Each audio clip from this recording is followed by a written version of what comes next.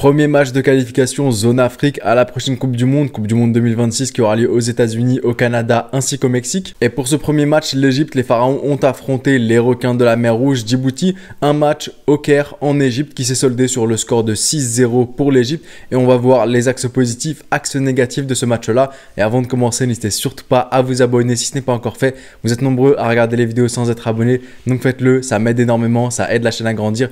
Et c'est parti pour les axes positifs, axes négatifs. Et commençons tout d'abord par les axes négatifs, par le mauvais, parce que même si on gagne sur le score de 6-0, il y a quand même pas mal de petites choses qui m'ont titillé, pas mal de choses que j'ai pas appréciées du tout de la part de nos joueurs et de la part de l'équipe en général durant ce match. Et je tiens quand même à féliciter Djibouti, parce que même s'ils perdent sur le score de 6-0, j'ai vu une équipe qui a ouvert le jeu, j'ai pas vu une équipe qui a mis full bus. C'est vrai que les premières minutes, ils avaient fait ça, mais ensuite ils ont commencé à ouvrir. Même lorsqu'ils perdaient, ils cherchaient à marquer, ils cherchaient à tenter des choses. Donc je tenais à saluer les requins de la mer Rouge pour cela. Et passons maintenant aux axes négatifs côté égyptien. Premier axe négatif, il y en a deux. Le premier, c'est le nombre d'occasions ratées. Le match se solde sur le score de 6-0, mais le match devait se solder sur le score de 8-9-0 minimum. On a raté énormément face aux cages. On a raté des occasions qui pour moi étaient inratables. Et c'est ce qui m'amène au deuxième axe négatif. C'est parfois on a raté beaucoup trop d'actions de par l'individualisme de certains joueurs. Et il y a eu énormément d'actions où un joueur aurait pu faire la passe à un autre joueur au lieu de faire son skills et marquer.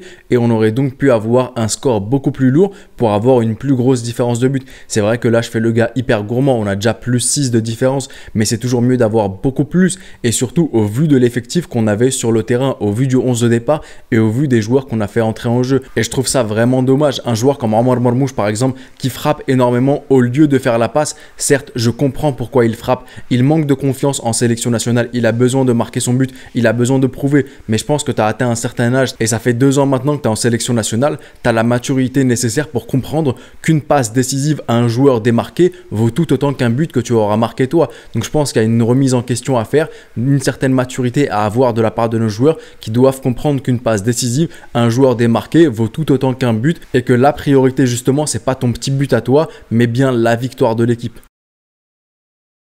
Et passons maintenant aux axes positifs. Il y a des axes positifs collectifs et des axes positifs individuels. Premier axe positif collectif, c'est le fait de remporter le match. La chose la plus importante dans le cadre de ces qualifications à la Coupe du Monde 2026, c'est de remporter chacun de nos matchs. On peut le remporter à la 91e minute avec un vieux but, ça ne me dérange pas du moment qu'on remporte le match.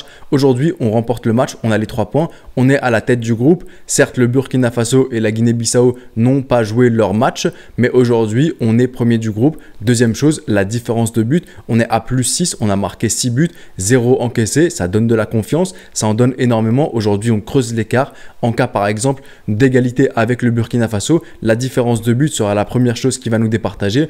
Ensuite, les confrontations directes. Donc, au vu du 11 de départ qu'on avait mis, oui, c'était le strict minimum de mettre 6 buts aujourd'hui. Et pour en finir avec l'aspect collectif, j'ai vu énormément d'âme, même si on a affronté une équipe, avec tout le respect que j'ai pour Djibouti, qui était largement à notre portée. J'ai vu des joueurs se donner énormément et ne pas être rassasiés. Un Marwan Atia qui a été incroyable au milieu de terrain. À la récupération, il a été impérial. Maintenant, j'émets quand même quelques réserves et je pense que axe d'amélioration pour Marwan Atia, c'est ses relances, parfois des relances complètement hasardeuses, parfois c'est pas très intelligent, mais en tout cas je pense qu'il a la marge de progression et qu'il va pouvoir améliorer cela, et aussi des combinaisons. J'ai dit que dans les axes négatifs, il y avait parfois beaucoup d'individualisme, mais j'ai vu de très belles combinaisons. Sur le 3e but, là où il y a Mustafa Fattouh, Marmouche Fattouh, puis pour Salah, c'était un jeu en triangle magnifique que j'ai adoré. Donc honnêtement, il y a eu de belles combinaisons, il y a eu beaucoup d'âme, donc je suis vraiment très fier de l'équipe. Et individuellement, en axe positif, comment ne pas parler de Mohamed Salah, même si sur le fond, j'ai pas été très fan de son match, force est de constater que sur la forme, Mohamed Salah a inscrit 4 buts. Mohamed Salah est devenu contre Djibouti le meilleur buteur égyptien lors des phases de qualification en Coupe du Monde. Il a inscrit un total de 15 buts. Lors de ce match, il a dépassé Amr Zaki qui avait 13 buts, il a dépassé Mohamed Aboutreka qui avait 14 buts et il a marqué son 15e but en qualification en Coupe du Monde. Mohamed Salah a aujourd'hui 53 buts en sélection nationale égyptienne reconnue par la FIFA. Il a une dizaine de buts de battre le record et devenir le meilleur buteur égyptien de l'histoire en dépassant Houssam Wissam Hassan et à une vingtaine de buts de devenir le meilleur buteur africain en sélection nationale. Mohamed Salah y parviendra-t-il? J'en ai fait une vidéo que je vous invite d'ailleurs à aller regarder. Et donc voilà un peu tout ce que j'avais à dire sur cette rencontre Égypte-Djibouti, ce premier match de qualification à la Coupe du Monde 2026. Satisfait dans l'ensemble parce qu'on a les 3 points, parce qu'on a une belle différence de but, mais maintenant comme je vous l'ai dit, il y a quand même des axes négatifs qu'il faudra retravailler, mais dans l'ensemble c'est prometteur. Je m'inquiète pas pour le match contre la Sierra Leone